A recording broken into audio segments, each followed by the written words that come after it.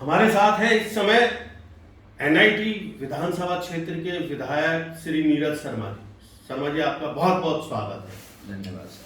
शर्मा जी, इस बार विधानसभा के शीतकालीन सत्र में आपने बहुत बढ़ चढ़ करके हिस्सा लिया और सबसे पहले तो मैं आपको बधाई देना चाहता हूं कि आपने एक जो मांग रखी थी अपने क्षेत्र की कि आपके क्षेत्र से जो फरीदाबाद से गुड़गांव को कनेक्ट करने वाली मेट्रो है उसका स्टेशन पाया प्याली चौक हो, तो प्याली चौक पर मुख्यमंत्री जी ने सदन में आपको बता दिया है कि प्याली चौक पर स्टेशन बनेगा।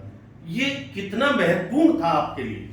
ये मेरी विधानसभा के लोगों के लिए बहुत महत्वपूर्ण विषय था, क्योंकि ये मेट्रो जैसी चीज़ें एक दिन में नहीं आती। एक बार जो प्लानिंग बन जाए वो 50-50, 100-100 साल नहीं बदल सकती है, पीढ़ियाँ लग जाती हैं। जब मैं विधायक बन के आया उससे पहले हम लोगों को झांसा दे रखा था कि मेट्रो गुड़गांव फरीदाबाद प्याली चौक होके आएगी, परंतु जब मैंने चंडीगढ़ में कागज़ देखे तो मैंने पाया कि मेट्रो स्टेशन का तो प्याली चौक से कोई वास्ता ही नहीं है।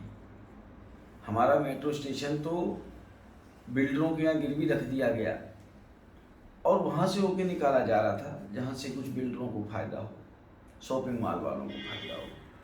इसके लिए मैं धन्यवाद देना चाहूँगा टीम पंडित जी का, अपनी पार्टी का, मेरे एनआईटी 86 के एक बच्चे का, जिसने इसके लिए इतना संघर्ष किया। मेरा संघर्ष उसके आगे बहुत कम है। ऐसी एक मुहिम बनाई गई। हम लोगों ने कोरोना काल में धरने प्रदर्शन दिए, सरकार को चेतावनी दी। हमारे इलाके के व्यापार मंडल, हमारे इलाके की सामाजिक संस्थाएं, मंदिर, गुरुद्वारे, मस्जिद, चर्च। जी, मैं आपको रोकूंगा। आप ये तो ठीक है कि ये आपका संघर्ष था, बहुत आपके सारे सामाजिक संगठनों ने आपको सहयोग किया और खुद भी आप दिल्ली तक घूमते रहे, कभी डीएमआरसी, कभी हरियाणा सरकार, कभी चीफ सेक्रेटरी, कभी मुख्यमंत्री। लेकिन मैं ये जानना चाहता हूँ कि ये कितना महत्वपूर्ण था? प्याली चौक से ही क्यों जानी चाह रही? प्याली चौक से इसलिए जानी चाहिए जरूरी थी क्योंकि आज मेरी विधानसभा की आबादी 20 लाख है। उसके अलावा प्याली चौक ऐसी पवित्र जगह है, संगम है 3 विधानसभाओं का, या मैं कहूँ आधे फरीदाबाद का, क्योंकि फरीदाबाद शहर मथुरा रोड के इस तरफ एक तरफ है, मथुरा रोड के इस तरफ दूसरी तरफ है। प्याली चौक, भड़कल, बल्लभगढ़, एनआईटी तीनों विधानसभा का संगम पॉइंट है, त्रिवेणी है। जैसे इलाहाबाद में प्रयागराज है, ऐसी प्याली चौक हमारी तीनों विधानसभाओं की त्रिवेणी है और इससे तीनों विधानसभा के लोगों का फायदा होगा। और मैं तो ये समझता हूँ कि मेरा इस जीवन में विधायक बनने इसका जो सारा फल है मेरे इस एक प्रोजेक्ट में ही मेरे को वसूल हो गया। अगर जो मेरा मेट्रो स्टेशन प्याली चौक पे नहीं बनता तो मुझे मेरी आने वाली पीढ़ियाँ इतनी गालियाँ देती, इतना मुझे पापी समझती कि मैंने पता नहीं मेरी विधानसभा के संग कितना बड़ा धोखा कर दिया। निश्चित तौर पर विधायक जी, हम इस बात से आपकी से संतुष्ट हैं, सहमत भी हैं कि जो आप कह रहे हो कि ये। और एक बात हमने और भी देखी, यूं तो आपने 11 प्रश्न इस बार शीतकालीन सत्र में पूछे हैं, लेकिन इन 11 प्रश्नों में भी हम देखते हैं जैसे और विधायक विधानसभा में केवल अपने क्षेत्र तक सीमित रहे। आपने ये क्षेत्र से भी आगे बढ़कर के जो आपके क्षेत्र को, अगर किसी दूसरे विधानसभा क्षेत्र को भी फायदा हो रहा तो भी आपने उसको उठाया। अब जैसे एक प्रश्न की बात करें हम कि फरीदाबाद में हाई राइज बिल्डिंगें बन रही है, गुड़गांव में हाई राइज बिल्डिंगें बन रही है, पंचकुला में हाई राइज बिल्डिंगें बन रही है, लेकिन इनकी जो अग्नि से, आग से, जो फायर से सुरक्षा है उसके लिए कोई हाइड्रोलिक अग्निशमन मशीनें नहीं थी। आपने ये प्रश्न उठाया और खुद जो स्वास्थ्य मंत्री हैं अनिल विज जी, उन्होंने शहरी स्थानीय निकाय मंत्री अनिल विज जी ने आपके प्रश्न का जवाब दिया। और लेकिन दुर्भाग्य इस बात का कि इतनी हाई राइज बिल्डिंगों के बावजूद भी केवल 4 हाइड्रोलिक अग्निशमन मशीनें हैं। ये क्या कम नहीं है? बहुत ज़्यादा कम है, मुझे बड़े दुख के साथ कहना पड़ता है। और देखिए, जहाँ तक बात कही आपने कि मेरी विधानसभा या बाकी हरियाणा, जब हम विधायक चुन के जाते हैं तो हम विधायक एक विधानसभा से चुन के जाते हैं, हम शपथ हरियाणा के विधायक के रूप में लेते हैं। पूरा ही हरियाणा हमारा कर्म क्षेत्र है, कार्य क्षेत्र है। पीछे मेरे शहर में 2-3 जगह आग लगी तो मुझे बड़ा दुख हुआ सुन के कि हमारे शहर में तो कोई ऐसी मशीन ही नहीं है जो 15-20 मंजिल इमारतों में आग लगा दे, आग लग जाए तो सॉरी उसको बुझा पाए। और सरकारें लाइसेंस पे लाइसेंस दिए जा रही हैं। तो मैंने कहा कि मैं इसकी स्थिति पूछूं क्या है, क्योंकि जब तक ये चीज़ हमारी हरियाणा की सबसे बड़ी पंचायत में सब साथियों को नहीं पता लगेगी, इस पर कोई विचार भी नहीं करेगा, समस्या का समाधान भी नहीं होगा। आज मैं सबके संज्ञान में लाया, पूरे सदन के संज्ञान में लाया, मुख्यमंत्री जी के संज्ञान में लाया, अपने नेता प्रतिपक्ष के संज्ञान में लाया, एक एक विधायक के संज्ञान में लाया कि खास तौर से फरीदाबाद, गुड़गांव, सोनीपत, पंचकुला, पानीपत, यहाँ पर हमारी इतनी हाई राइज बिल्डिंग है, करोड़ों करोड़ों के फ्लैट हैं और वहाँ पर लोगों को इस बात की जानकारी नहीं है। कम से कम अब लोग वहाँ फ्लैट खरीदने से पहले हो सकता है बिल्डर पे ही दबाव डालें कि भाई आप भी एक मशीन यहाँ खड़ी करके रखिए, भले ही उस पर सबका बर्डन डाल दीजिए, या सरकार कोई ऐसी पॉलिसी बनाए बिल्डर्स को बाध्य करे कि भाई वो ठीक है, फायर एग्जीक्यूशन सिस्टम तो वो लोग लगाते हैं, नक्शे का पार्ट है, पर वो कभी काम नहीं करता। फरीदाबाद में काम नहीं किया, लोग कहाँ जाए? ये तो शुक्र है जान की हानि नहीं हुई। या बम्बई में पीछे अस्पतालों में इतने बड़े बड़े हादसे हुए, आपने देखा होगा। ये सोच मेरे दिमाग में आई और अब मुझे पक्का विश्वास है कि जब समस्या सामने आ गई है, उसके सवाल से हम सब लोग संतुष्ट नहीं हैं, अब इसका समाधान भी होगा। और मुझे पूरा विश्वास है सरकार को हर जिले में ऐसा प्रावधान करना पड़ेगा कि हर जिले में, या सरकार जब भी परमिशन दे 15 मंजिली से ऊपर, 20 से 25 से 30 से जितनी मंजिल की इमारत दे, और सरकार को टाउन कंट्री प्लानिंग को यह हिदायत देनी चाहिए कि आपको बहुमंजिला इमारत बनानी है तो उससे पहले जिले में ये सुनिश्चित कर ले कि जिले के पास आग बुझाने वाली मशीन है या नहीं है। शर्मा जी, हम आपके इन 11 प्रश्नों को बार बार देख रहे हैं। इसमें तो आपने अपने क्षेत्र की सीवर की समस्या उठाई है, आपने ओवरहेड वाटर टैंकों के कार्यात्मक बनाने की डिमांड उठाई है, सड़क की, पार्क की, और तो और हम पत्रकारों के लिए एक बड़ा मुद्दा होता है फॉलोअप। अब हम देख रहे हैं कि आपने तो 2014 से 2021 तक जो मुख्यमंत्री की घोषणाएं एनआईटी विधानसभा क्षेत्र के लिए हुई हैं, उन सब का भी सरकार से फॉलोअप मांगा है। और मुख्यमंत्री जी ने आपको क्या बताया? इसमें 53 घोषणाएं हुई, उनमें से कितनी पूरी हुई, कितनी पेंडिंग है, तो क्या है पूरा मामला? देखिए, जब हम विधायक बन के आए तो हमें पता लगा ये मुख्यमंत्री घोषणा है, और कल मुख्यमंत्री जी ने ऑन द फ्लोर हाउस एक बात कही भी कि मैंने जो घोषणा करी है मैं उसको पूरा भी करूँगा। बहुत अच्छी बात है, सराहनीय कदम है।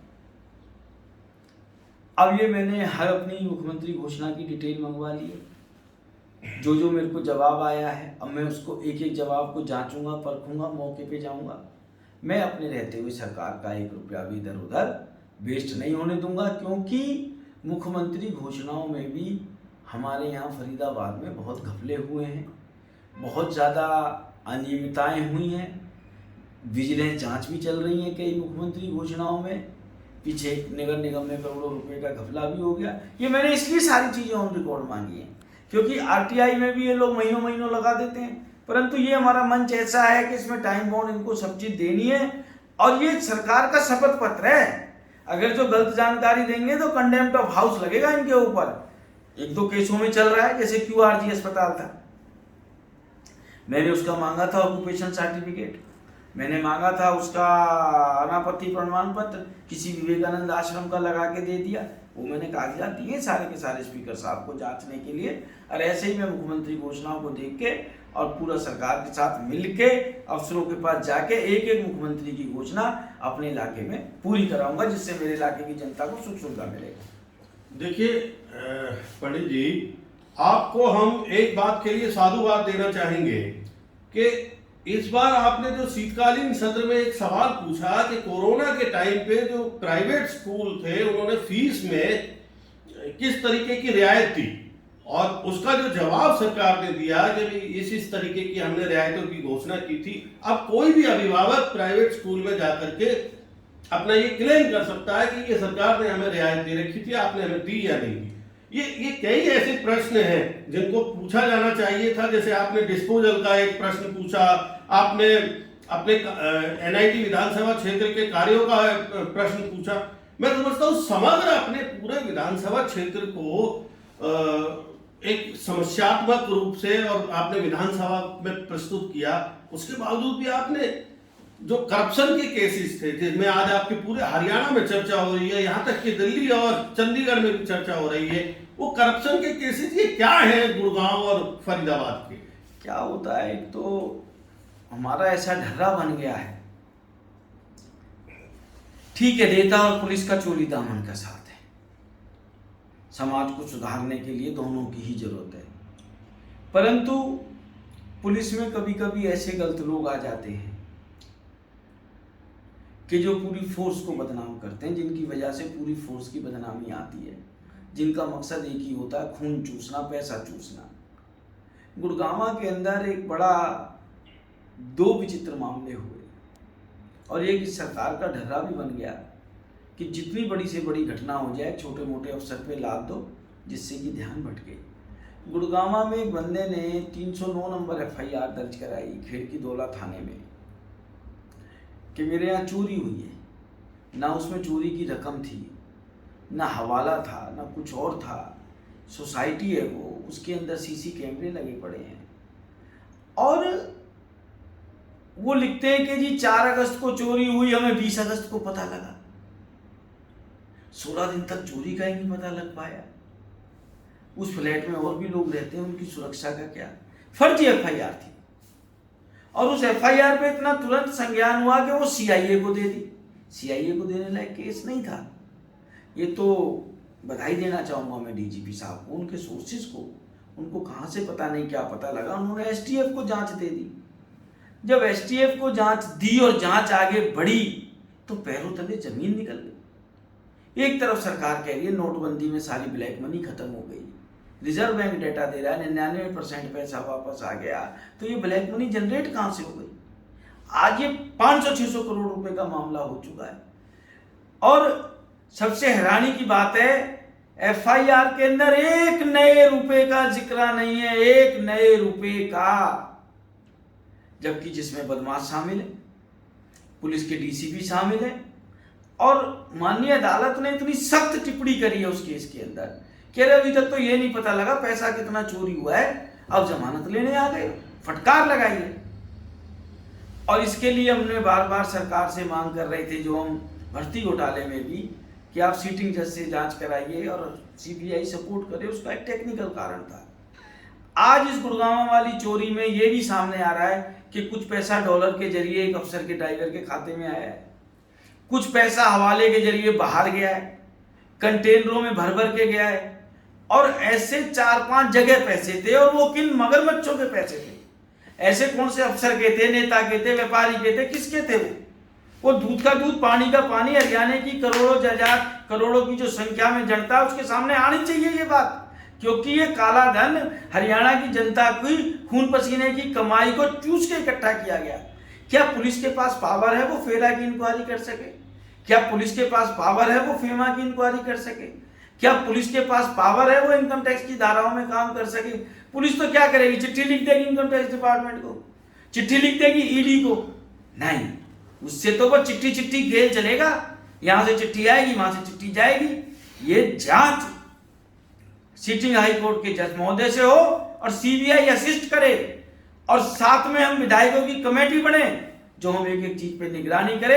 हरियाणा की करोड़ों करोड़ जनता, मुख्यमंत्री मनोहर लाल जी आपके आगे देख रही है, मैं प्रेस के माध्यम से कहना चाहता हूं, इसमें दूध का दूध हो, पानी का पानी हो और भ्रष्टाचारी एक भी व्यक्ति बख्शा नहीं जाना चाहिए। धन्यवाद बहुत बहुत पंडित नीरज शर्मा जी, आपका बहुत बहुत धन्यवाद। हमसे आपने बातचीत की और बातचीत के लिए यूं भी हम धन्यवाद करना चाहते हैं। हमें नीरज शर्मा जी को जो दिखाने का, जो सुनाने का अपने दर्शकों को ये मौका मिला है, हम एक संदेश अपने व्यूअर्स को ये भी देना चाहते हैं कि सभी विधायक इसी तरीके से अपने क्षेत्र की समस्या उठाएं, अपने हरियाणा की समस्या उठाएं और विधानसभा में जब 90 के 90 विधायक इस तरीके से अपनी समस्याएं उठाएंगे तो ये हरियाणा प्रदेश बहुत ज्यादा उन्नति करेगा। आप सबका बहुत बहुत धन्यवाद। धन्यवाद।